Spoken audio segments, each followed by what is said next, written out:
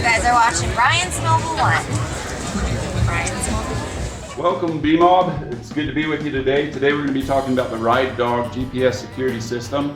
I was made aware of this several months ago. I was given a sample to try out, and I've done some installs. As an example, I'm going to show one of them to you. It's on a Polaris Ranger.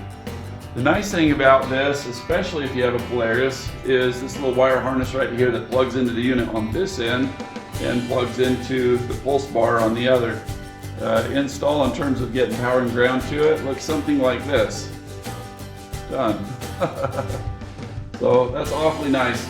If your pulse bar is full, if you've already fully accessorized, then that's why you want to track this thing and not have to deal with insurance, because you've got so much investment in it. You can put it with the terminals of another one.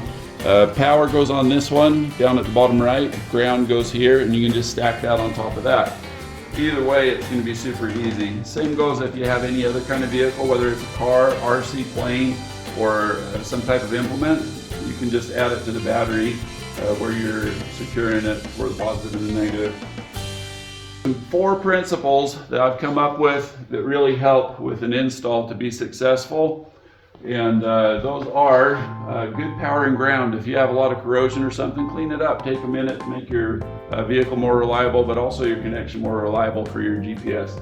The next one is you want to run your wires along with the factory wires where you can. That's what I did on this Rancher, and that helps to protect it. The engineers have already determined what the safest route is in terms of dust, rating, all that kind of stuff. Run your loom zip tie it along other factory stuff. When you're going through the firewall, which can really add in terms of security, making it not noticeable, which comes later. Do it through the rubber grommet that goes through between the engine compartment or the radiator, whatever compartment up front. So use that rubber, it helps protect so that it doesn't chafe on the metal around the hole there. You want the unit to face up. The antenna is on the face where it says RideDog on the front, where you see the LEDs blinking.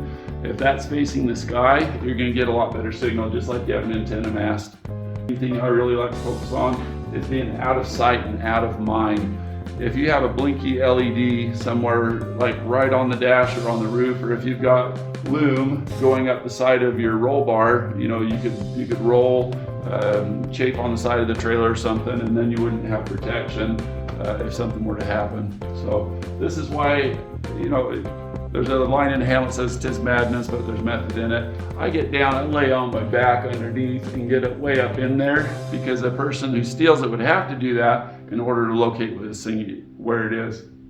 So without further ado, let's show you what to do. Included with the unit, you'll see some Golf 48 uniform zip ties. These are high-grade zip ties that'll do the job to hold it down. There's no mounting ears or any way to screw it down, but with the zip ties, you'll find that they do work really well.